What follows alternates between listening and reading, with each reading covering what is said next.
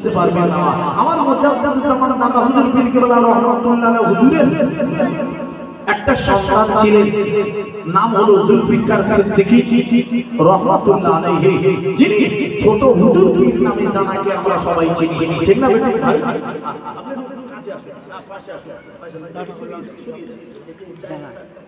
এবার খুল দেন কথা বুঝতে পেরেছেন? হ্যাঁ বাবা, আমার মুজাদ্দিদুজ্জামান দাদা হুজুর পীর কেবলা রহমাতুল্লাহ আলাইহি আওলাদের ভিতর থেকে আমি ছোট হুজুর পীর কেবলা রহমাতুল্লাহ আলাইহি হুজুরের কথাটি থেকে তুলে ধরছি আপনাদের কাছে। কত বড় আল্লাহর ওলি আপনারা শুনলে বুঝতে পারবেন বাবা, আল্লাহর ওলির কথা কেন আমি হঠাৎ করে বলতে চলেছি। আপনাদের ভাই আমার সামনে আমাদের একটা দিন আসছে, 21, 22, 23 তিন দিন ইসানের সওয়াব হয় ফুরফুরার মাটিতে। আমাদের সবার তো মনে আছে, কথাটা মনে আছে তো বাবা? 21, 22, 23 তিন দিন ইসানের সওয়াব হয় ওই ফুরফুরার জমিনে। আমরা সবাই যাব, সকলে বলি ইনশাআল্লাহ। একটু জোরে বলুন ইনশাআল্লাহ। মাঝে মধ্যে ইনশাআল্লাহ সুবহানাল্লাহ আলহামদুলিল্লাহ আমার সঙ্গে বলুন।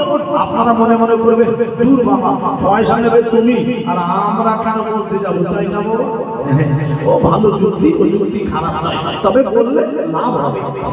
ওয়াজ করতে গিয়েছেন বাবা বাংলাদেশের জমিনে।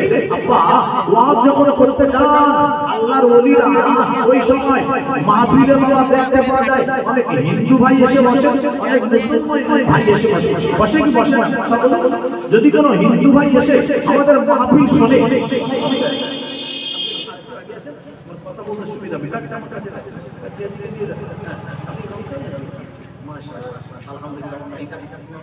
আমার ভাইজান খুব ভালো মানুষ। এই দেখেন ভাইজান আমার ইমাম সাহেব বসে আছেন, আপনাদের মসজিদের ইমাম সাহেব মাওলানা সাহেব মানুষ। আব্বা আমি যে কথা বলতে চলেছি বাবা, আমার মুজাদ্দিদুজ্জামানের আওলাদ ছোট হুজুর পীর কেবলা রহমাতুল্লাহ আলাইহি হুজুরের কথা বলছিলাম বাবা। হুজুর ওয়াজ করছিলেন বাংলাদেশের মাটিতে গিয়ে, ওই বাংলাদেশের জমিনে আব্বা হিন্দু ভাই মুসলমান ভাই মাহফিলে এসে বসে গেছে। আচ্ছা আব্বা বলুন, যদি কোনো হিন্দু ভাই আমাদের মাহফিলে এসে ওয়াজ শুনে, এই বক্তৃতা শুনে, ওয়াজ নসিহত শুনে, আমরা কি তাদেরকে সরে যেতে তুলে দিতে পারবো? চলে যেতে বলতে পারবো? বলা ঠিক হবে? ঠিক হবে না। আরে বাবা, তারা এসে শুনতে পারে, সকলের জন্য ধর্মসভা।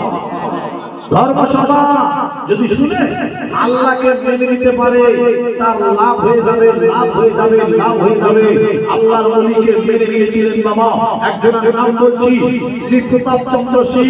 আব্বা আরে ইনি আল্লাহর ওলিকে মেনে নিয়েছিলেন বলে আল্লাহ পাকের মস্ত বড় একজন ওলি হয়ে গিয়েছিল। নাম হয়ে গেল শ্রী প্রতাপ চন্দ্র সিং থেকে সুফি আব্দুল মোমেন নাম হয়ে গেল। আর একবার কি জোরে বলা যাবে না সুবহানাল্লাহ? শ্রী প্রতাপ চন্দ্র সিং থেকে সুফি আব্দুল মোমেন হয়ে গেল, সুফি সাহেব হয়ে গেল।